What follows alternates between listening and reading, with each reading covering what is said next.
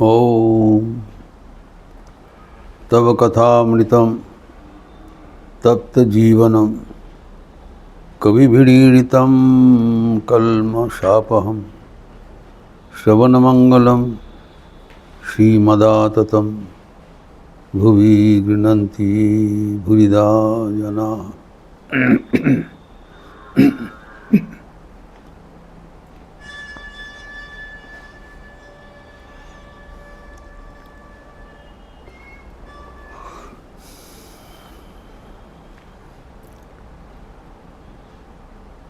श्री रामकृष्ण ने कहा,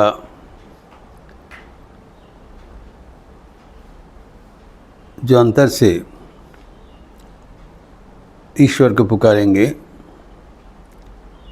उनको अवश्य यहाँ पर आना पड़ेगा।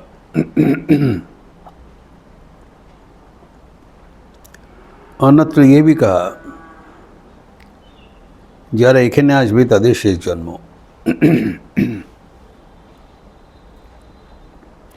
जो यहाँ पर आएंगे उनका और जन्म नहीं होगा।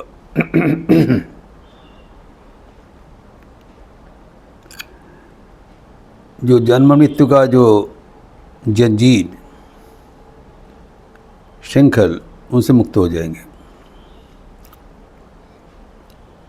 मुक्ति तो हमारा जीवन का लक्ष्य है। रूह प्राप्त हो गया, सब कुछ हो गया,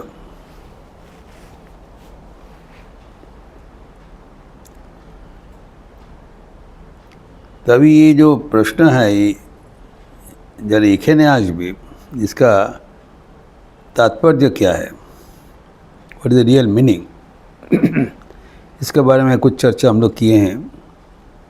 स्वामी संबुद्धानंद जी की जो भाषण है वो उल्लेख किया है। इसके बारे में महापुरुष महाराज का भी कुछ मंतव्य है।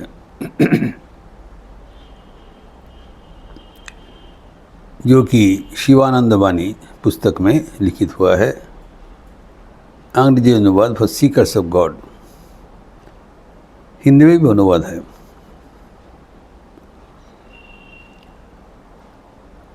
जनवरी 1927 इस दिनांक में महापुरुष महाराज श्रीमद स्वामी शिवानंद जी रामकृष्ण मठ एवं रामकृष्ण मिशन के द्वितीय संघाध्यक्ष बम्बई आश्रम में उपस्थित थे। उसका जो उल्लेख है कि रात को भोजन के उपरांत अपने कमरे में विराजमान है एवं अनेक साधु ब्रह्मचर्य आश्रम में उनके घर में आए हैं।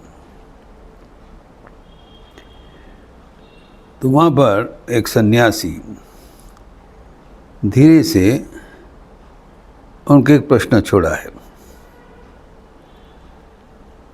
कि सुना जाता है ठाकुर बोले हैं कि यहाँ पर जो आएंगे उनका शेष जन्म, क्या आप लोग कभी ठाकुर के मुँह से ये बात सुने हैं? डायरेक्ट क्वेश्चन किया है। Have you ever heard Thakur saying this to you और एनीवन? तो महापुरुष महाराज जी सुनकर चुप हो गए, नीरव हो गए। पहले थोड़ा देर बाद उन्होंने बताया, ये तो किताब में लिखा हुआ है, इट्स ऑलरेडी प्रिंटेड बुक्स। तब वो सन्यासी ने पूछा, वो तो ठीक है, लेकिन यहाँ पर आएंगे का मतलब क्या है?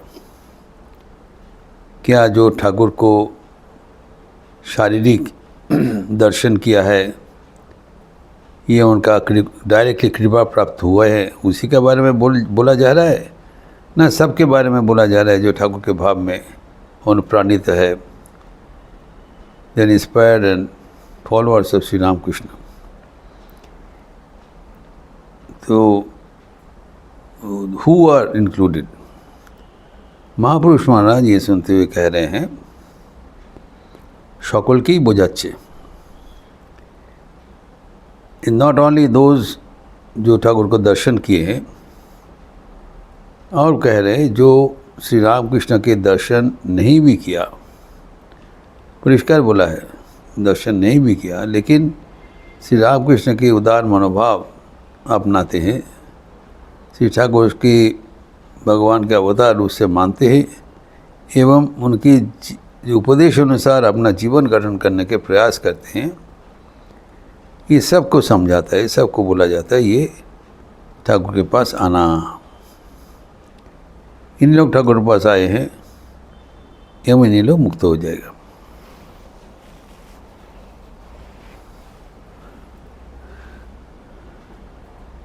तो यहाँ पर वो सन्यासी कहते हैं,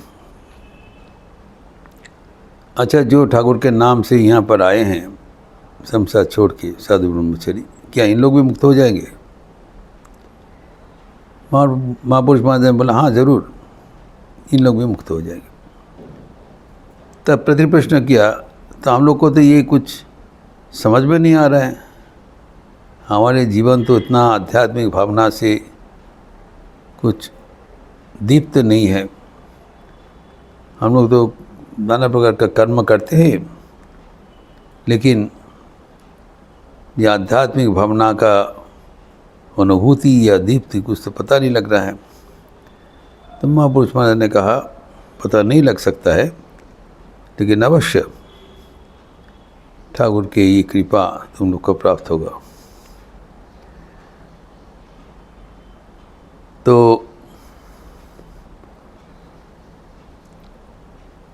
महापुरुष महाराज बहुत ही इन लोग को प्रोत्साहित किया, ये विश्वास करो, जो भले ही तुम लोग का भी पता नहीं लग रहा है, लेकिन तुम लोग जो कर्म कर रहे हो ये कोई साधारण कर्म नहीं है, ये ठाकुर का ही कर्म किया जा रहा है, इससे तुम्हारा चित्त शुद्धि हो रहा है। भले ही तुम्हें पता ना लगे, लेकिन ये कोई कम सौभाग्य का बात है कि कम भाग्य का था, अगर यहाँ पर आना, ठाकुर के संसार छोड़ के ठाकुर के कर्म करने के लिए अपने जीवन को उत्सर्ग करना, ये कोई कम बड़ी बात नहीं है, ये अत्यंत सौभाग्य का अवसर है जीवन का। और तुम्हें मिला है, ठाकुर तुम्हें कृपा करने के लिए ही, मुक्त करने के लिए ही यहाँ पर लाए हैं, ये सर्वदा याद रखना।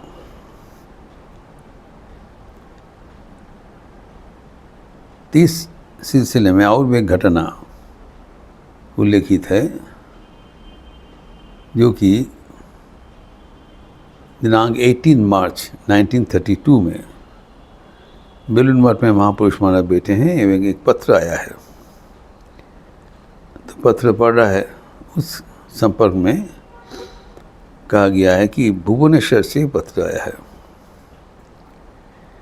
एक महाराज का स्वामी ब्रह्मानंद जी की एक चेला था, हरि महांति, बड़ा भक्त थे भुवनेश्वर के, उन्हीं का देहांत हो गया, वही पत्र आया है।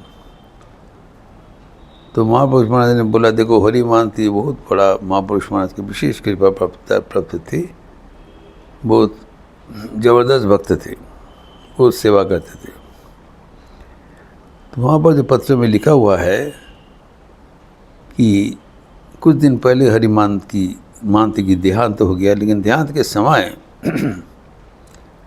हरि महांति कह रहे हैं कि देखो राजा महाराज आके उपस्थित हुए हैं और हाथ में एक फूल लेके आए हैं। तो हरि महांति वो तब मृत्यु समय है, वो दुर्बल हो गए, अपने बल से उठ नहीं पा रहे हैं, तो उठ के वो फूल लेने के प्रयास कर रहे कर नहीं पाया, असमर्थ हो गए।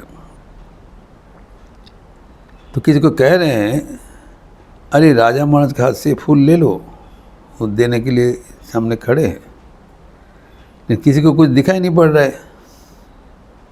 हरि महांति बोल रहे हैं लेकिन आप किसी को कुछ नहीं दिखाई पड़ रहा है। तो बारंबार बोल रहे, देखो ना राजा महाराज सामने खड़े हैं, उनसे फूल ले लो। तो फूल हमारे लिए लाए हैं। ठीक, बोलते बोलते थोड़ा देर बाद उनका ध्यान हो गया। तो ये बात सुनकर महापुरुष महाराज बोल रहे हैं, हाँ हाँ क्या है, क्या बात है कि जो ठाकुर के जो मंत्र शिष्य है उन लोग को तो देहांत के बाद वो मुक्त हो जाएगा, लेकिन ठाकुर के जो संतान का भी आश्रित है, हम लोग भी है, आपने कोई इंक्लूड करके कह रहे हैं, हम लोग भी हैं यहाँ पर, जो संतान आश्रित है, इनसे भी जो कृपा प्राप्त हुआ है उनको भी मुक्ति हो जाएगा। जैसे कि हरि महंती का बात उन्होंने उल्लेख किया, अर्थात देहांत के समय ठाकुर स्वयं या उनके संतान के माध्यम से वहाँ पर उपस्थित होकर, जैसे कि कुसुम का भी घटना हुआ था कि खोका महाराज का रूप धारण करके ठाकुर आए थे, वैसे ही ठाकुर जैसे कि यहाँ पर राजा महाराज आए थे, ऐसे करके उपस्थित होकर उनको ले जाते हैं एवं वो बराबर के लिए जन्म मृत्यु के चक्र से उद्धार हो जाते हैं।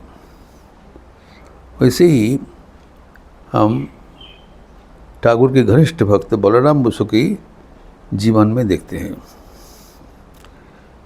बलराम बाबू ठाकुर के अन्यतम मुख्य गृहस्थ भक्त थे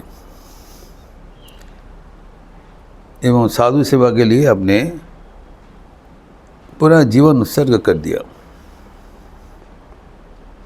जो जब वो वित्तवान थे और ठाकुर को बहुत सेवा करते थे, जब ठाकुर के ध्यान में एक घटना से पता चलेगा कितने भक्त थे। ठाकुर के ध्यान के बाद जब बरानगर में ठाकुर के पार्षदगण, बहुत आर्थिक कष्ट था, एक दिन देखने के लिए गया बलराम बाबू, देखा कि खाली शाक और भात खा रहे हैं लोग। तो घर में आके पत्नी को बता दिया, आज से मैं सिर्फ शाक और भात खाऊंगी। पत्नी सोचा कोई पेट का गड़बड़ है, इसलिए बोले नहीं, हमारा भाई लोग खाली शाक और भात खाते हैं, हम उससे अवरोधी कुछ नहीं खाएंगे। फिर उनका जो बेडिंग बहुत ही दयनीय अवस्था था, उसको बदलने का ज़रूरत था। तो लाटू महाराज देखा है, उनको बोला, जे बलराम बाबू आपका तो इससे फट गया, मैं अब थोड़ा बना दिया जाए। उन्होंने कहा, मिट्टी का शरीर मिट्टी में चला जाएगा, लेकिन ये बेडिंग का पैसा से साधु सेवा होगा। इसी था बहुत, ये उनका जो स्टेट से आय होता था बहुत ज़्यादा पैसा नहीं है, उससे उसको मैनेज करना पड़ता था, इसलिए कहा जाता था कृपण है। कृपण नहीं थे, but used to manage his entire resources for the sadhus and Thakur देव सेवा में। तो ये जब बलराम बाबू का देहांत हुआ 13 अप्रैल 1890, पहला वैशाख का दिन था, बांग्ला का नववर्ष का दिन था। तो बलराम बाबू का शायद तबीयत बहुत ख़राब है, बलराम भवन में पड़े हुए हैं। उनके पत्नी एवं अन्यगण बहुत दुखी है। उनका पत्नी थे कृष्ण भाविनी देवी, जिनको श्री रामकृष्ण कहा करते थे, ये अष्टसखी का प्रधाना है कृष्ण भाविनी। तो उस समय में गोलाब माँ था और जोगिन माँ था। अचानक कृष्ण भाविनी देवी देखा कि उनकी छत के आसमान में, छत के ऊपर एक ब्लैक क्लाउड काला मेघ को उपस्थित हुआ है, बहुत ज़बरदस्त घन कृष्ण वर्ण का एक मेघ कहाँ से आके उपस्थित हो गया। जब वो आश्चर्य होकर देख रहे हैं, तब देखा वो मेघ धीरे धीरे उनके मकान को ऊपर आ रहा है, अवतरण करके मेघ।